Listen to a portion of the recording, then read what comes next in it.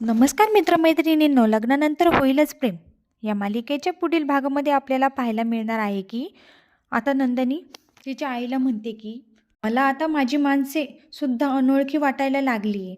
आता त्यांना रडत रडत म्हणते नाती संपली, लग्न मोडली आणि खूप रडू लागते. आणि इकडे काव्य तिच्याकडे घाईघाई येते आणि म्हणते असे काही नाही झालेले. नंदिनीला असे बोलते आणि म्हणते अजूनही पार्थचे माझ्यावर आणि जीवाचे तुझ्यावर मनापासून प्रेम आहे ग, आणि रडू लागते. आता इकडे रम्या वसुंधरा दोघीजणी पार्टी करत असतात ड्रिंकची, कारण की त्यांच्या मनासारखे सर्व झालेले आहे ना, त्याचमुळे त्या पार्टी करत असतात. त्या खूप खुश झालेल्या असतात.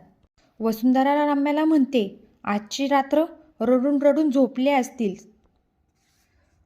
पण उद्याची सकाळ मात्र सर्वांच्या आयुष्यात एक मोठे वादळ घेऊन येणार आहे.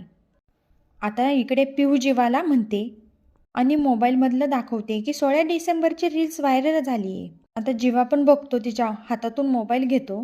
जीवाला सुद्धा खूप टेन्शन आलेले असते. आता आपल्या सर्वांना बघायला मिळणारच आहे की त्या रील्समध्ये नेमकं काय आहे. अशा नवीन नवीन अपडेट्ससाठी मराठी मनोरंजन सिरियल या यूट्यूब चॅनलला सबस्क्राईब करा. थँक्यू.